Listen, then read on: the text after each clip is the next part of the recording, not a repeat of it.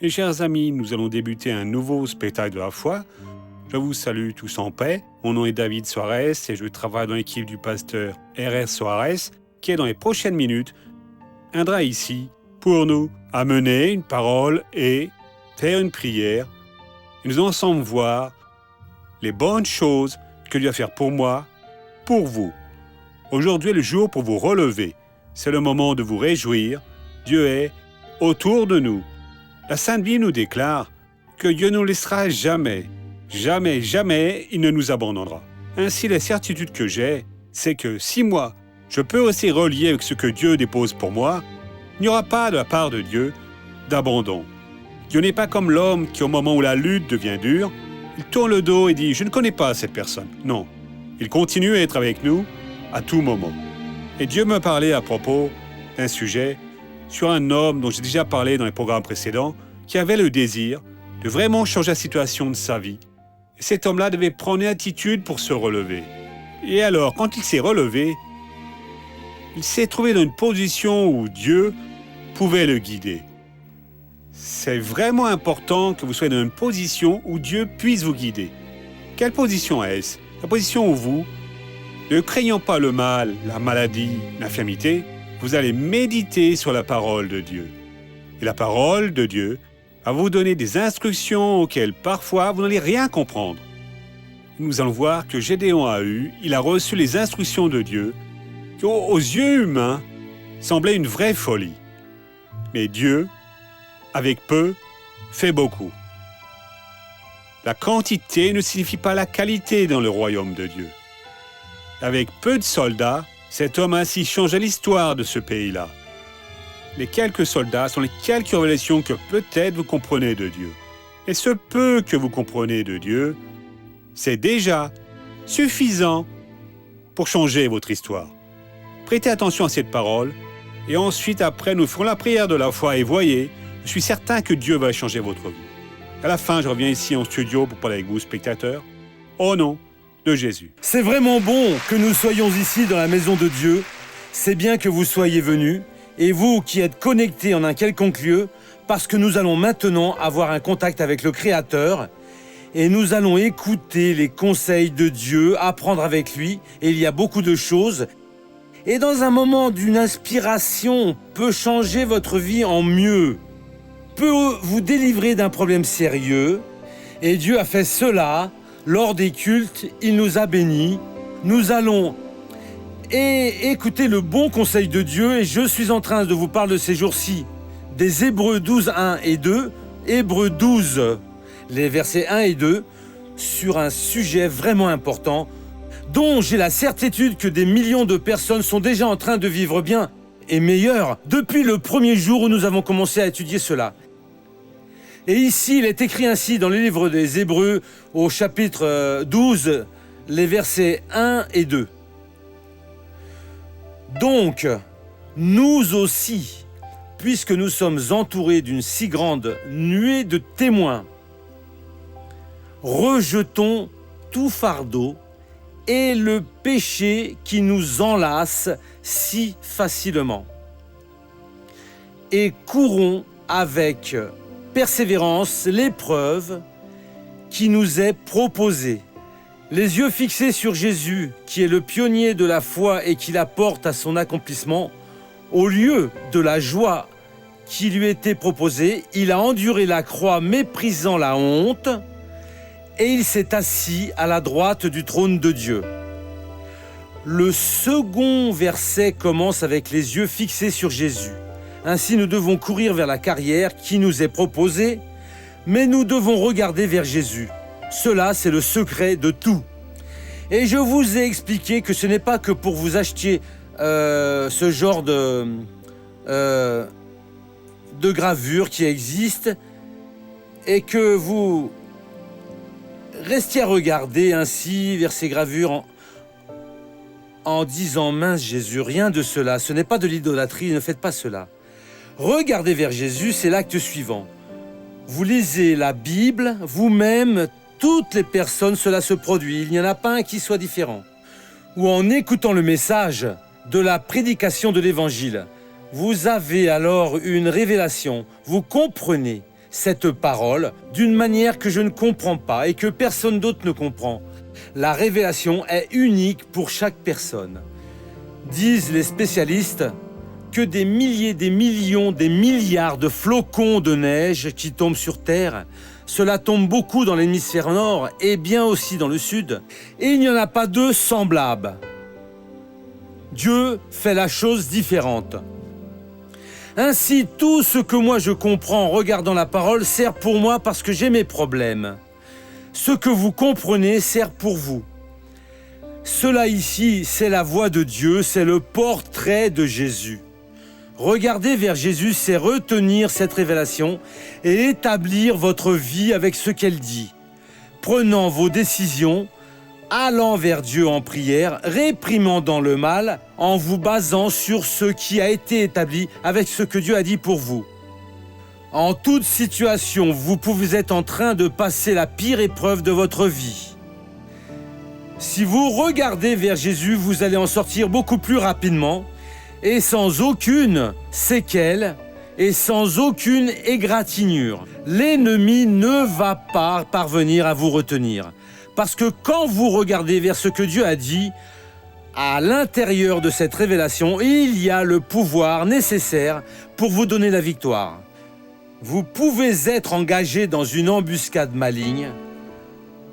Vous êtes en train de regarder vers Jésus, cette embuscade ne va pas fonctionner et vous vous en sortez. Vous allez obtenir la libération totale et complète.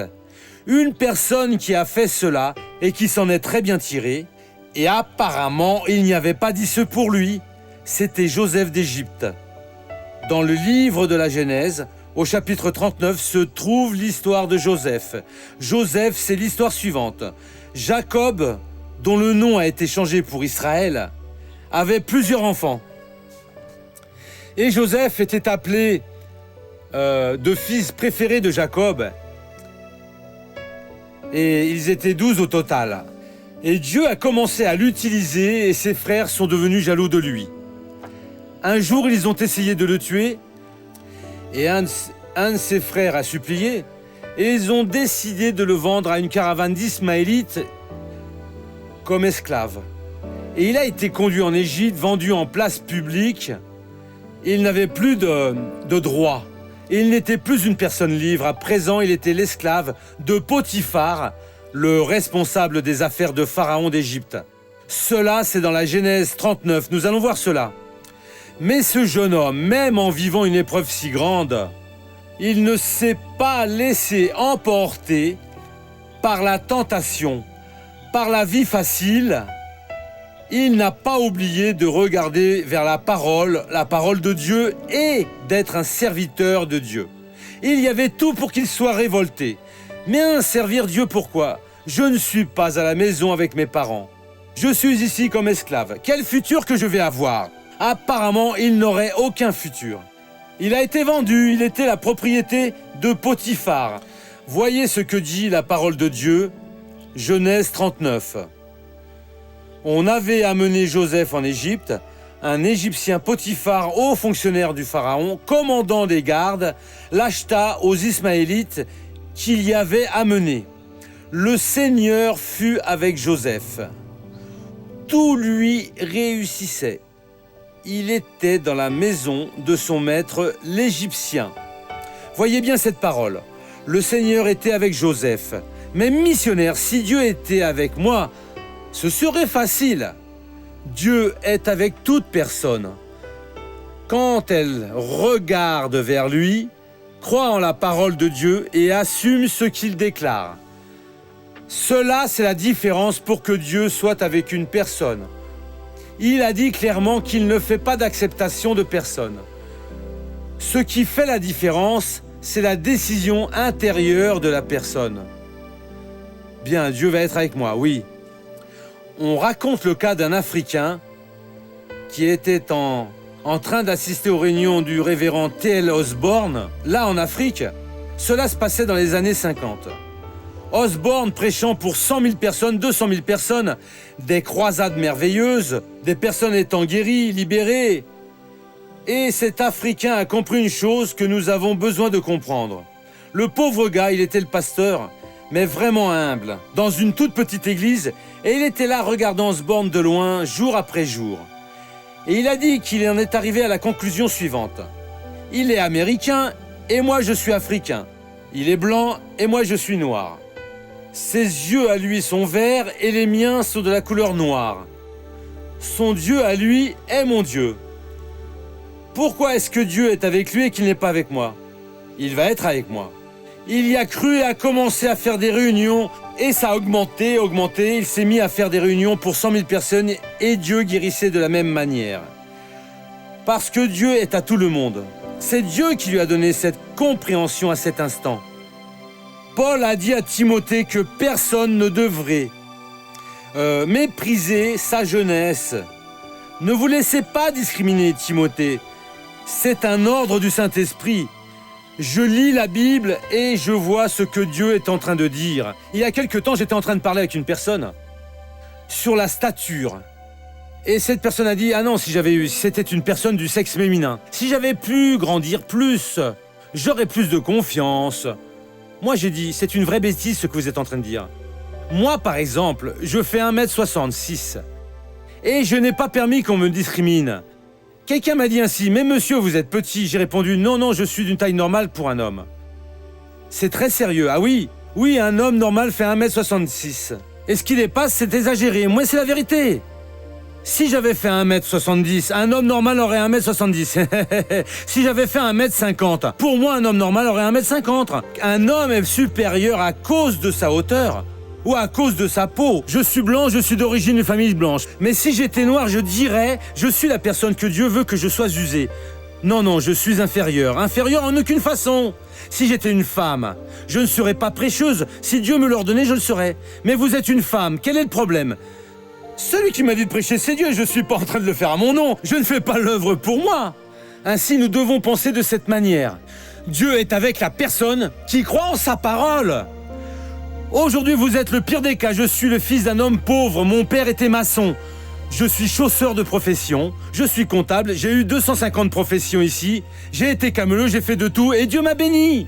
À présent, je vais laisser quelqu'un me discriminer. Ne laissez pas faire ça. Dieu était avec Joseph. Pourquoi? Parce que Joseph est avec lui. Il était là, au service de Dieu, esclave, mais il n'a pas abandonné Dieu.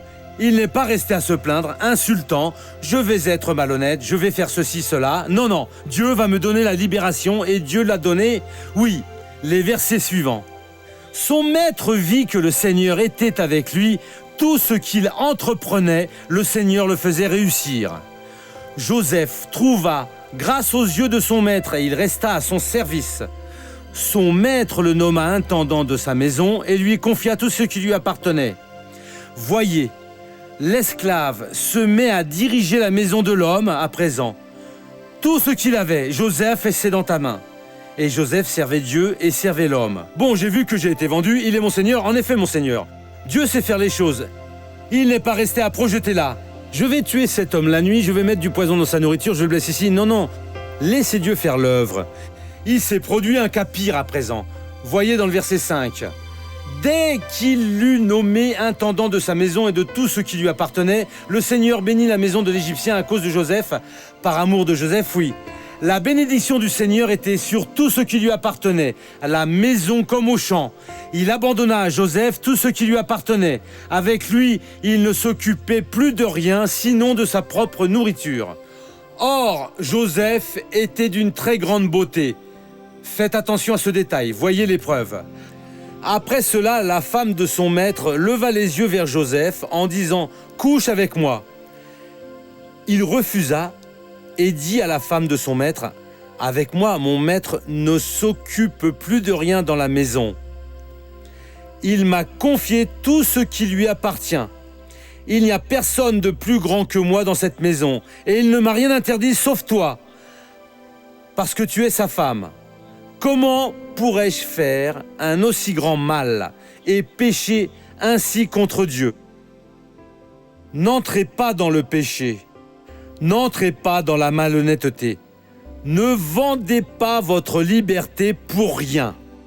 Les gens stupides, les imbéciles, les idiots entrent sur ce chemin et paient un prix très élevé.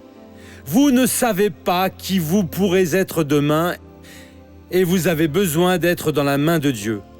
N'importe quel faible d'esprit, personne ne sait, j'ai tous mes problèmes ici. J'ai résolu ma situation. Vous résolvez seulement votre situation si vous agissez avec ce que vous sentez quand vous écoutez la prédication de la parole ou en lisant la Bible. Mon frère, regardez vers Jésus. Peu importe si aujourd'hui vous êtes humilié, si aujourd'hui vous êtes dans un moment de besoin, je sais que mon Dieu va me donner la victoire. Et je ne vais pas me courber devant l'offre de l'ennemi. Nous devons regarder vers Jésus. Ne tombez pas là-dedans. Vous avez de la dignité, ne le laissez pas ôter la couronne de votre tête. Ne péchez pas et n'entrez pas dans ces arnaques, quelles qu'elles soient. Vous devez avoir cet amour pour Dieu. Ma maîtresse, je n'aurai pas de cas avec vous. Mon Seigneur a tout laissé dans mes mains, sauf à vous. Et je ne vais pas enfreindre l'ordre. Et autre chose, je ne ferai rien qui puisse me conduire à pécher contre Dieu. Je ne vais pas faire cela. Et elle, un jour, a tenté de la gripper, lui a laissé sa cape dans sa main, il s'est enfui, elle a inventé qu'il a tenté de la violer, il est allé en prison, il a passé 2 ans là, il ne s'est pas plaint de rien, mais il est sorti de la prison comme un grand premier ministre d'Égypte. S'il avait été faible, il serait un fugitif, un que Dieu regarderait. Il m'a déçu, il n'était pas ce que je voulais. Mais avec la bonne parole de Dieu, le Seigneur l'a promu. Aimez la parole de Dieu, fuyez de toute mauvaise chose, et Dieu va être avec vous au nom de Jésus. Amen. Regardez vers Jésus parce qu'il est l'auteur et il consume votre foi. Il a créé cette foi pour vous. Il maintient cette foi et un jour, il voudra recevoir votre foi pleine d'œuvres. Faites attention à cette parole. Il est l'auteur négligent qui laisse parler. Non. Il m'a donné la foi pour moi, afin que je garde mes mains propres jusqu'au dernier jour et il me donne la force jour après jour. Et le dernier jour, je vais me présenter à lui avec beaucoup de production. Et qu'est-ce que vous ferez le dernier jour? Vous vous laissez corrompre? Vous avez trahi la confiance de Dieu? Vous êtes livré au péché? Qu'allez-vous donner?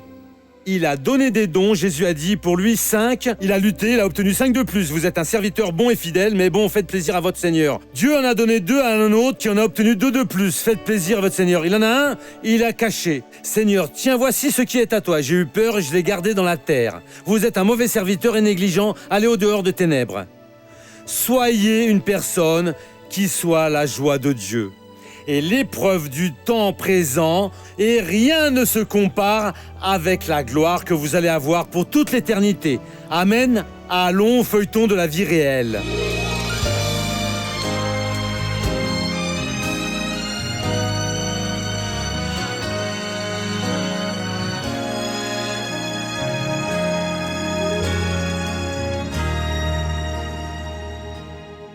J'étais une enfant qui a vécu dans une maison où la base de tout était l'alcoolisme, vous voyez. Mon père était alcoolique, malgré qu'il travaille, qu'il soit un bon père, mais il vivait ce combat. Et dans mon esprit, je me suis créé un modèle où le mariage était quelque chose de mauvais.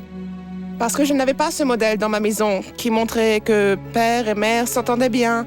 Et puis c'est quand j'ai eu 20 ans que j'ai rencontré mon époux. Ça a été l'amour au premier coup d'œil, vous voyez.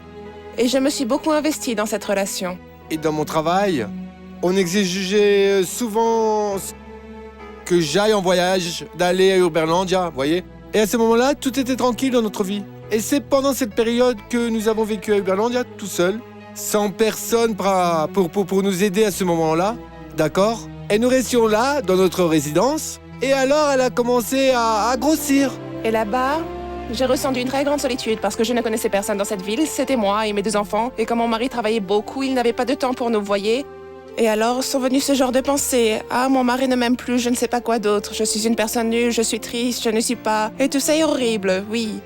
Jusqu'à ce qu'un jour, je fasse la connaissance d'une personne, une femme, qui fait de la magie noire. elle lui a enseigné un sortilège qui attire l'attention, pas seulement mon attention, mais l'attention de tous. Ce genre de choses, de regarder ainsi, tel que tout le monde regarde et me dit « Mince, comme elle est belle !» Et alors c'est là que j'ai commencé à m'adonner aux médicaments pour maigrir. J'ai maigri et ma vanité a commencé à croître beaucoup. Ma devise, c'était moi en premier, moi en second, moi en troisième et après le reste. Et elle a commencé à fréquenter une salle de sport à Rio de Janeiro. Tous les jours, j'allais pendant 4 à 5 heures à la gymnastique.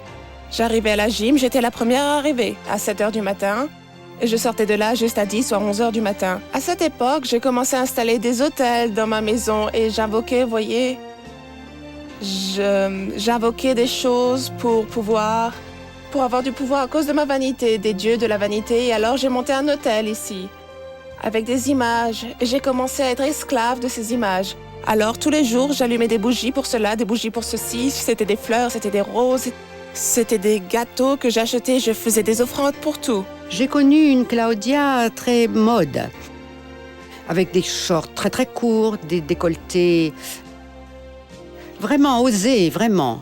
Sauf que,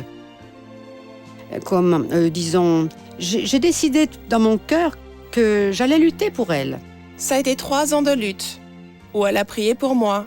Elle ne m'a jamais jugée, et c'est ça qui a attiré mon attention sur elle, comme femme de Dieu. J'avais l'espérance, au fond de moi, qu'un jour tout ça allait changer. Et j'ai commencé à prier, à déterminer. Jusqu'au jour où, vous voyez, le 30 mars 2003, c'est alors que j'ai commencé à sentir un poids très grand, en ce jour du 30 mars. Mon époux était assis dans le salon et je suis arrivée et j'ai dit « Je ne supporte plus cela, je ne sais pas ce qui est en train de m'arriver. » Je pleurais. Et ce jour-là, il a même dit quelque chose de drôle que nous connaissions une personne qui était engagée dans la sorcellerie. Allons parler à un tel pour pouvoir faire quelque chose qui améliore ça. Je ne veux plus rien savoir de ça dans ma vie. Ce que je veux, c'est Dieu et demain, je vais à l'église. Et réellement, elle y est allée et a accepté Jésus. 2 mois après, j'ai été baptisée, je suis passée par les eaux. Et à partir de ce moment-là, Jésus a commencé à transformer ma vie.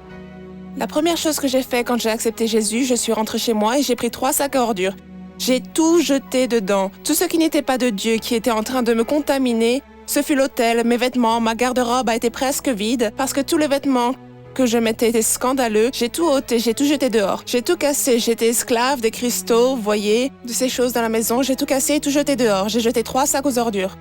Et c'est à partir de ce moment-là que Dieu a réellement commencé à transformer ma vie. Et grâce à Dieu, elle s'est vraiment libérée pour l'honneur et la gloire du Seigneur Jésus. C'est merveilleux. Quand vous vivez avec le Christ, en sa présence, c'est merveilleux. Aujourd'hui, grâce à Dieu, j'ai une famille grandement bénie parce que j'ai lutté pour mon mari pendant 3 ans et il est venu vers Jésus et mes enfants aussi. Grâce à Dieu, moi, aujourd'hui, j'ai Jésus dans ma vie et donc tout est merveilleux aujourd'hui. Et Jésus le Seigneur sait faire l'œuvre, oui. Allons à la première question.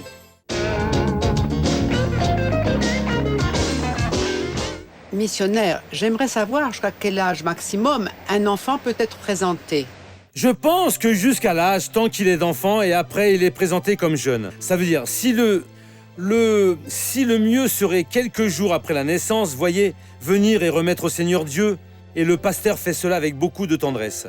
Et si vous n'avez pas eu l'opportunité, demandez-lui et il fera une prière et présentera parce que cela c'est vraiment bon. À présent, ne prenez pas le train en marche, non, faites l'action de tout votre cœur. Dieu, je vais présenter mon enfant à toi. Jésus a été présenté 8 jours après sa naissance.